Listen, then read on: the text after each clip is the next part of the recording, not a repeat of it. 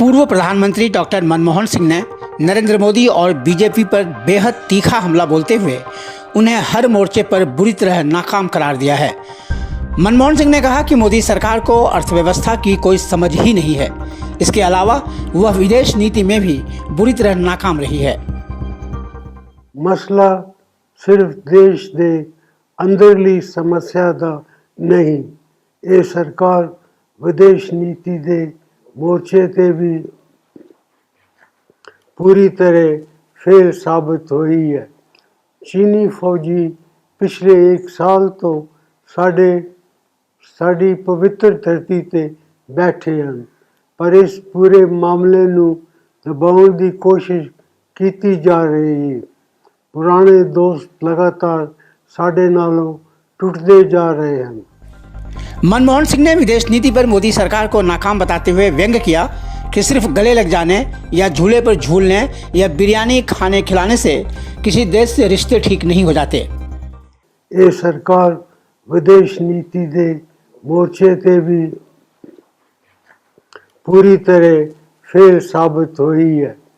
चीनी फौजी पिछले एक साल तो साड़ी पवित्र धरती ते बैठे हैं, पर इस पूरे मामले नूं दबाउण की कोशिश की जा रही है। पुराने दोस्त लगातार साडे नालों टुटते जा रहे हैं ਅਤੇ ਨਾਲ ही ਗੁਆਂਢੀ देशों नाल भी साडे संबंध बिगड़ते जा रहे हैं। मैं उम्मीद करता हाँ कि हुण सत्ताधारियों नूं ये समझ आ गई होवेगी कि नेतावां नूं जबरदस्ती जफी पाउण, उन्हां नूं झूठे दवाउण या बिना बुलाए बिरयानी खाण पहुँच जाण नाल देश के रिश्ते नहीं सुधर सकते। पूर्व वित्त मंत्री डॉक्टर मनमोहन सिंह ने प्रधानमंत्री पर हमला बोलते हुए कहा कि देश महंगाई और बेरोजगारी की समस्याओं से जूझ रहा है, लेकिन इन समस्याओं के समाधान के बदले मोदी सरकार अपनी नाकामियों के लिए पहले प्रधानमंत्री जवाहरलाल नेहरू को जिम्मेदार ठहरा रही है।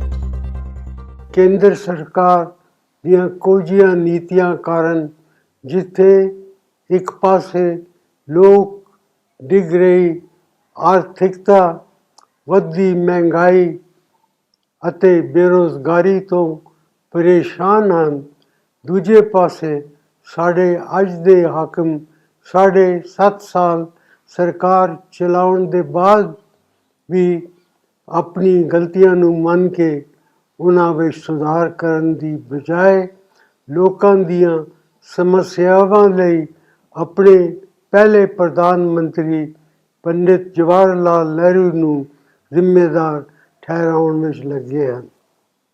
ਮੈਂ ਸਪਸ਼ਟ ਤੌਰ 'ਤੇ ਮੰਨਦਾ ਹਾਂ ਕਿ ਪ੍ਰਧਾਨ ਮੰਤਰੀ ਦੇ ਅਹੁਦੇ ਦੀ ਇੱਕ ਖਾਸ ਮਹੱਤਤਾ ਹੁੰਦੀ ਹੈ ਅਤੇ ਇਤਿਹਾਸ ਤੇ ਦੇਸ਼ ਦੋਸ਼ ਲਗਾ ਕੇ ਆਪਣੇ ਗੁਨਾਹ ਘੱਟ ਨਹੀਂ ਹੋ ਸਕਦੇ। ਪ੍ਰਧਾਨ ਮੰਤਰੀ ਦੇ ਤੌਰ 'ਤੇ 8-10 ਸਾਲ ਕੰਮ ਕਰਦੇ ਹੋਏ ਮੈਂ ਖੁਦ ਜ਼ਿਆਦਾ ਬੋਲਣ ਦੀ ਬਜਾਏ अपने कम दे बोलण नूं तरजीह दी। पूर्व प्रधानमंत्री ने नरेंद्र मोदी पर तीखा हमला बोलते हुए कहा कि उन्होंने पंजाब और पंजाबियत को बदनाम करने की कोशिश की। मनमोहन सिंह का इशारा सुरक्षा चूक पर पंजाब को निशाने पर लेने और किसान आंदोलन के दौरान सिखों को बदनाम करने की ओर था।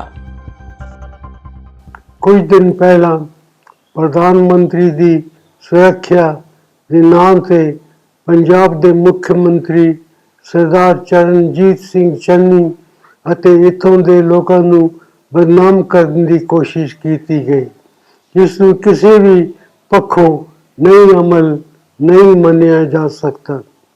ਇਸ ਤਰ੍ਹਾਂ ਕਿਸਾਨ ਅੰਦੋਲਨ ਦੌਰਾਨ ਵੀ ਪੰਜਾਬ ਅਤੇ ਪੰਜਾਬੀਅਤ ਨੂੰ ਬਦਨਾਮ ਕਰਨ ਦੀ ਕੋਸ਼ਿਸ਼ ਕੀਤੀ ਗਈ। ਜਿਨ੍ਹਾਂ ਪੰਜਾਬੀਆਂ ਦੀ ਦਲੇਰੀ, ਬਹਾਦਰੀ, ਦੇਸ਼ ਭਗਤੀ ਅਤੇ ਕੁਰਬਾਨੀ ਨੂੰ ਪੂਰੀ ਦੁਨੀਆ ਸਲਾਮ ਕਰਦੀ ਹੈ, ਉਹਨਾਂ ਪੰਜਾਬੀਆਂ ਬਾਰੇ ਕੀ ਕੁਝ ਨਹੀਂ ਕਿਹਾ ਗਿਆ।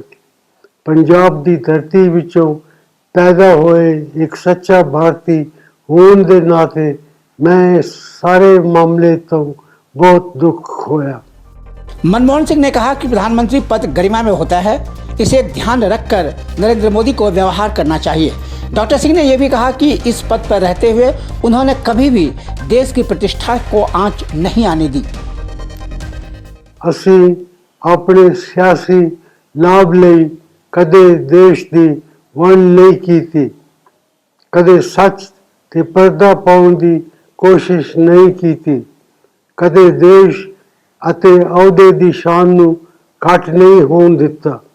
ਹਰ ਮੁਸ਼ਕਲ ਦੇ ਬਾਵਜੂਦ ਅਸੀਂ ਅੰਤਰਰਾਸ਼ਟਰੀ ਪੱਧਰ ਤੇ ਭਾਰਤ ਅਤੇ ਭਾਰਤੀਆਂ ਦਾ ਮਾਣ ਵਧਾਇਆ।